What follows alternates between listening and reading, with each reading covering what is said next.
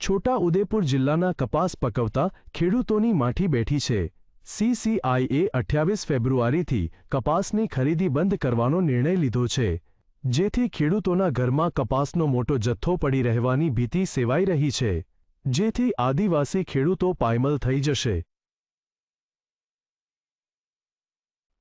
છોટાઉદેપુર જિલ્લામાં સરકારી તંત્રએ ખેડૂતોને મોટો ઝટકો આપ્યો છે।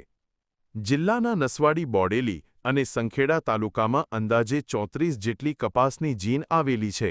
અહીં ખેડૂતોને સીસીઆઈ દ્વારા ટેકાના ભાવે ₹8,060માં કપાસ વેચવાની સુવિધા મળતી હતી, પરંતુ સીસીઆઈ દ્વારા આગામી 28 ફેબ્રુઆરીથી કપાસની ખરીદી બંધ કરવાનો નિર્ણય લેવામાં આવતા ખેડૂતો ચિંતામાં મુકાયા છે। જો ખરીદી બંધ થશે તો ખેડૂતોએ મજબૂરીમાં નીચા ભાવે બજારમાં કપાસ વેચવો પડશે।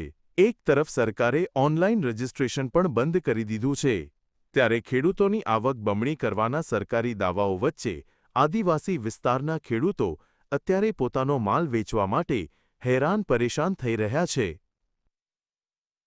ખેડૂતો પાસે હજુ બહુ કપાસ બાકી છે કે વેચવા માટેનો, એટલે સીસીઆઈને સમય વધારવું જોઈએ, 1 મહિનો હજુ વધારવું જોઈએ। તો શું ફાયદો થાય ખેડૂતોને? તો ભાવ સારો મળે, સીસીઆઈ ખરીદે એટલે અને ખુલ્લા બજારમાં વેચે એટલે ખેડૂતોને ફાયદો ના થાય, એટલે સીસીઆઈનો સમય મર્યાદા હજુ વધારવું પડે, 1 મહિનો, ચોથો મહિનો આખો ચાલુ રાખવું જોઈએ। આદિવાસી વિસ્તારમાં ખેતી જ મુખ્ય જીવન નિર્વાહનું સાધન છે। બજારમાં પૂરતા ભાવ ન મળતા ખેડૂતોની આર્થિક હાલત કફોડી બની છે। સરકાર સીસીઆઈની ખરીદીની મુદત વધારે તેવી માંગ ઉઠી રહી છે।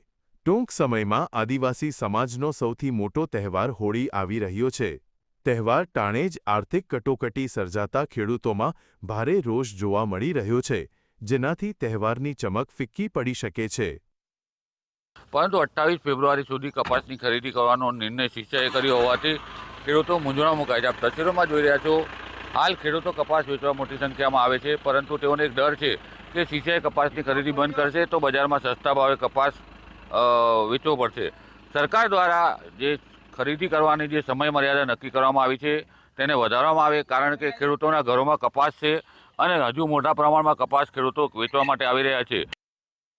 ખરીદી બંધ થવાથી માત્ર ખેડૂતો જ નહીં પણ જીનમાં કામ કરતા હજારો મજૂરો પણ બેકાર બનશે।